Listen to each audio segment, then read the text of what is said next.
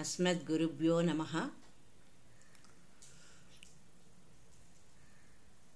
చిన్న కార్యము కొరకైనను ఎట్టి విషమస్థితిలోనైనను తన యొక్క ధర్మమును విడువరాదు. అట్టి ధర్మమే వానిని రక్షించును. ధర్మో రక్షతి రక్షితః. అగ్నియును ప్రకాశమును వేరు కానట్లు ధర్మమునకు ఆధారభూతుడగు ఈశ్వరుడును వేరు కాదు. పంచదారయు మధురము రెండూ కానట్లు సత్యమును దైవమును వేరు కాదు. ఎచ్చట ధర్మము కలదో అచ్చట ఉద్ధారకము కలుగును. యతో ధర్మ తతో జయః. ఎచ్చట సత్యము కలదో అచ్చట నిత్యమైన సౌఖ్యము కలుగును. ఎచ్చట భక్తి కలిగి ఉండును అచ్చట ముక్తియు స్వయముగా వచ్చి చేరును. ఎచ్చట కరుణ కలిగి ఉండును అచ్చటికి కరుణామూర్తియగు సర్వేశ్వరుడును వెదకి కొని వచ్చి చేరును అని సందేశం.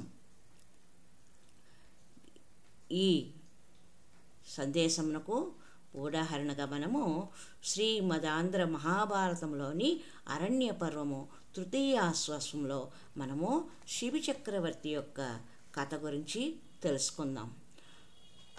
ఇక్కొలనం చైత్రమాసంబునందు మహామునుల చేత భోజింతుడై ఈక్కొలనం చైత్రమాసమునందు మహామునుల చేత భూజింతుడై ఉమాసహింతుండు ఈశ్వరుండు వారికి ప్రత్యక్షంబొకటయు అరుంధతి సహితుండై వశిష్ఠుడు ఇందులో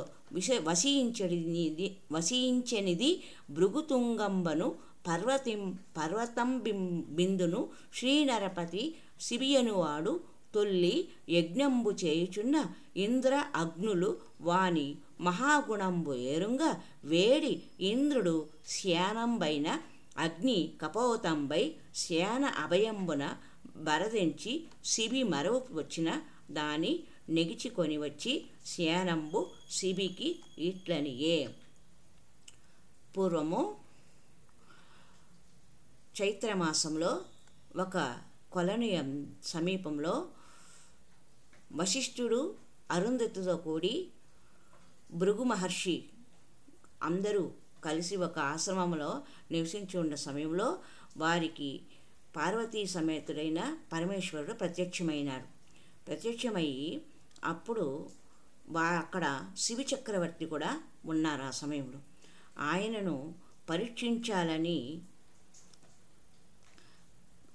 శివి చక్రవర్తి ఎంత దయాగుణం కలిగినవాడు, ఎంత త్యాగనిరతి కలిగినవాడు, ఉదార స్వభావుడు అని విషయము భూమండలంలో ఆయన తరువాత కూడా చెప్పుకోవడానికి వీలుగా ఉండేలాగా ఒకసారి అగ్నిదేవుడు ఇంద్రుడు ఇద్దరు మారు రూపంలో వచ్చినారు.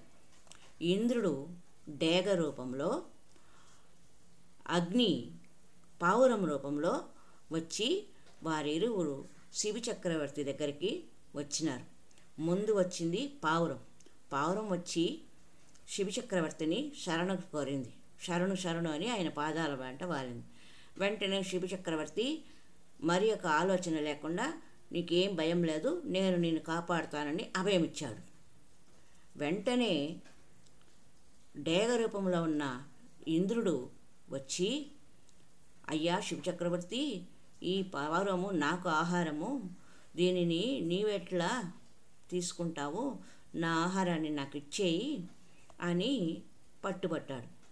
అప్పుడు శిబి చక్రవర్తి ఏం చెప్పాడు, నేను ఈ పావురానికి అభయం ఇచ్చినాను, దీని ప్రాణాలను రక్షిస్తానని. ఎటువంటి సమయంలో నేను నీకు దీనిని తిరిగి ఇవ్వడం అనేది జరగదు. కావున నీవు మరి ఒక విధముగా ఆహారాన్ని సంపాదించుకో అని చెప్పినాడు. అప్పుడు ఆ సందర్భంలో జరిగిన విషయాలను మనము గ్రాంధిక భాషలో తెలుసుకుందాం. శ్యానంబైన అగ్ని కపోతంపై శ్యానభయమున బరదించి శిబి మరవుజొచ్చిన దాని ఎగుచుకొని వచ్చి శ్యానంబు శిబికి ఇట్లనయే. డేగ శిబి చక్రవర్తితో ఇట్లనియే, ఇంద్రుని రూపంలో ఉన్న డేగ శిబి చక్రవర్తితో ఇట్లని చెప్పిందట. నిన్ను సత్యధర్మ నిర్మలుగా విందు నట్టి నీకు పాడి అయ్యా, ఇప్పుడు అతి బుభుక్షి తొండనై ఉన్న నాకు నా ఆహార విఘ్నము ఇట్టు ఆచరింప. నిన్ను సత్యధర్మపరుడు అంటారు కదా, నాకు ఆహారమైన దానిని నీవు ఎట్లా నాకు ఆహారం లేకుండా ఇట్లా చేస్తావు అని నిందించాడు. సర్వభూతంబులు ఆహారమున జీవించి వర్ధిల్లురిది నాకు భక్ష్యంబు కానినాడు బుభుక్ష వేదనం చేసి ప్రాణవియోగంబగు అట్లయినా నా పుత్రులు భార్యయు జీవింప నేరరు. ఒక్క కపోతంబు రక్షించి పెక్కు జీవంబులకు హింస చేయుట ధర్మ విరోధంబు. ప్రతి ప్రాణికి కూడా ఆహారం అత్యంత అవసరం కదా, దానితోనే కదా దాని మనుగడ సాగుతుంది.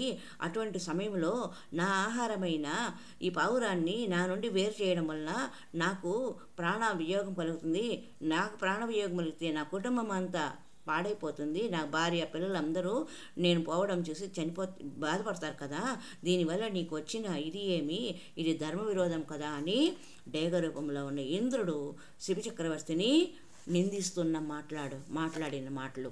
ధర్మజ్ఞులైన పురుషులు ధర్మమునకు బాధసేయు ధర్మమునైనన్ ధర్మముగా మదిదలవరు ధర్మము సర్వమునకు హితంబుగా వలయును. కావున దీనిని ఆహారముగా ఇమ్మనిన దానికి శిబి ఇట్లనియే, ప్రాణభయమున వచ్చి ఈ పక్షి నన్ను ఆశ్రయించి నా శ్రుతుడెట్టి అధముడైన విడువడా నిన్ను నేనే ఎట్లు వీడుతుంది, దీన్ని ఆశ్రిత త్యాగమిది ధర్మవగునే చెప్పుమా. సరే, నీవు ధర్మము ఇట్లంతా చెప్పేది నిందించాడు డేగ రూపంలోని ఇంద్రుడు శిబి చక్రవర్తిని. శిబి చక్రవర్తి ఏం చెప్పినాడు, ప్రాణభయముతో ఈ పావురము నన్ను ఆశ్రయించింది కాబట్టి నీ ఆశ్రితులకు అభయం ఇవ్వడము నా యొక్క ధర్మము రాజుగా, కాబట్టి నేను దీనిని విడవడము ధర్మం ఎట్లా అవుతుంది నువ్వే చెప్పు అని చెప్పాడు. నీవు పచ్చివయ్యును ధర్మం ఎరింగినట్లు పలికితి, శరణాగత పరిత్యాగము చేయుట కంటే మిక్కిలి అధర్మము వండి ఎద్ది నీ ఆకలి తినిన కానీ వంట ఉపశమింపదే నీ యత్నం ఆహారం భర్తంబేని ఇప్పుడు ఈ వనంబున మృగ మహిషి వరాహ కగ మాంసంబులు దీనికంటే మిక్కిలిగా బెట్టెదా, నీ కపోతము వలన యా గ్రహంబుడుగుము దీనిని ఎట్లును విడువనిన శయనంబు ఇట్లనియే. నీకు నీకు ఆహారమే అవసరమైతే, నీకు ఆకలిగి ఉంటే నీకు ఆహారమే అవసరమైనట్లయితే నేను ఈ అడవిలో ఉన్నటువంటి సమస్త జంతువుల యొక్క మాంసాన్ని నీకు ఆహారాన్ని సమర్పిస్తాను. కాబట్టి నీవు ఈ పావురాన్ని వదిలిపెట్టు, దీనికంటే ఎక్కువగానే నేను నీకు మాంసంని అందజేస్తాను, ఆహారంగా పెడతాను. ఈ పావురానికి నేను అభయం ఇచ్చినాను కాబట్టి, నన్ను శరణు వేడింది కాబట్టి దీనిని నేను నీకు అప్పగించను అని ఖండితంగా చెప్పాడు శిబి చక్రవర్తి. నీవు పక్షివి కాబట్టి నీకు కూడా తెలుసు కదా పక్షి ధర్మం, నీలాగే దానికి కూడా ప్రాణం సమానమే కదా. నీవు దానిని తినాలన్నప్పుడు దాని ప్రాణం విలువ కూడా నీ ప్రాణమంత విలువే కదా. కాబట్టి నీకు ఆకలి అంటున్నావు, నువ్వు తినాలి. కాబట్టి ఈ అడవిలో ఉన్న సమస్త జంతువులు ఉన్నాయి కదా, వాటి మాంసంతో నీ ఆకలిని తీర్చుకో అని శిబి చక్రవర్తి చెప్పాడు. అప్పుడు ఆ డేగ ఇలా చెప్పింది, నాకు విహిత భక్షణం బిది ఇప్పక్షి బూని కావ నీకు బుద్ధి ఏని అవనీనాదా, దీని అంతం నీ మాంసంబు దూచి నాకు బెట్టు తొలంగకిప్పుడు అనిన అనుగ్రహించి మహాభేగోత్తమయందు సంతసంబున శిబి తక్షణంబు అసిపుత్రిక ఆత్మశరీర కర్తనం బనగుడు చేసి తన అంగమలం గల మాంసమెల్ల బెట్టినను కపోత భాగమా కడెందిగా డిందుచు నుండెనెత్తులన్ దానికి అచ్చెరువడి ధరణీనాథుడు తనువునందు నెత్తురం దొరుంగ దానతుల ఎక్కనెంతన్ వాని గుణోన్నతికి మెచ్చి వాసవదహనల్ శ్యేన కపోత రూపంబులు విడిచి తమ నిజ రూపంబులం చూపి నీ ధైర్య శౌర్యాది గుణంబులనన్య సాధారణంబులు కావున నీ కీర్తి నిత్యంబై శబ్ద బ్రహ్మంబు గల అంతకాలం మందును వర్ధిల్లుచూ ఉండడనని శిబికి వరమిచ్చి ఇంద్ర అగ్నులు చనిరి. శిబి చక్రవర్తి, నీకు కావలసిన మాంసము నీ అడవిలో సమస్య ఉన్నాయి, నువ్వు తీసుకొని తినవచ్చు అని చెప్పాడు. అప్పుడు కాదు కాదు, నేను ఆశపడినది ఈ పావురం మాంసంనే. నీవు ఈ పావురానికి శరణు ఇచ్చినావు కాబట్టి, అభయం ఇచ్చినావు కాబట్టి, నువ్వు దానికి బదులుగా నీ శరీరంలోని ఈ పావురం ఎంత బరువు ఉందో అంత బరువు గల మాంసాన్ని నాకు నీవు ఇవ్వాలి అని పట్టుబట్టాడు డేగ రూపంలో ఉన్న ఇంద్రుడు. దానికి శిబి చక్రవర్తి సంతోషించి, ఇంతేనా, దానికి ఎందుకు ఇంత బాధ, నేను ఇప్పుడే ఇస్తానని ఆ పావురాన్ని ఒక త్రాసులో పెట్టాడు. తన శరీరంలో నుండి కత్తితో కోసి ఆ పావురం సమానంగా మాంసాన్ని ఆ తక్కడల మరొక వైపు వేయడం మొదలుపెట్టాడు. ఇలా కోసి వేస్తున్నప్పటికీ ఆ పావురము సమతోగా లేదు. ఆ శిబి చక్రవర్తి యొక్క శరీరంలో రక్తము ధారలుగా కారుతూ ఉన్నను అతను ఏమాత్రము బాధపడక, విచారమునందక, శరీరంలోని మాంసమును కోసి అందులో వేస్తూ ఉన్నాడు.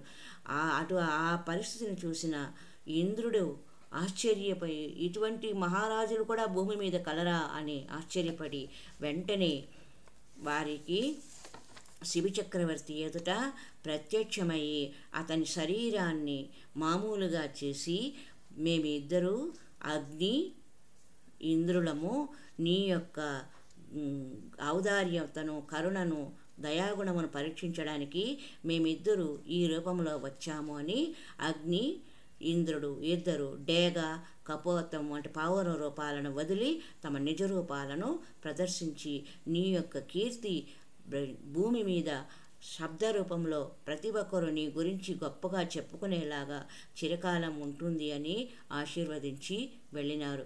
ఈ కథను వశిష్ఠ మహర్షి ఆశ్రమంలో అందరికీ చెప్పినారు. ఇది శిబి చక్రవర్తి యొక్క త్యాగ గుణము. హరి ఓం తత్సత్.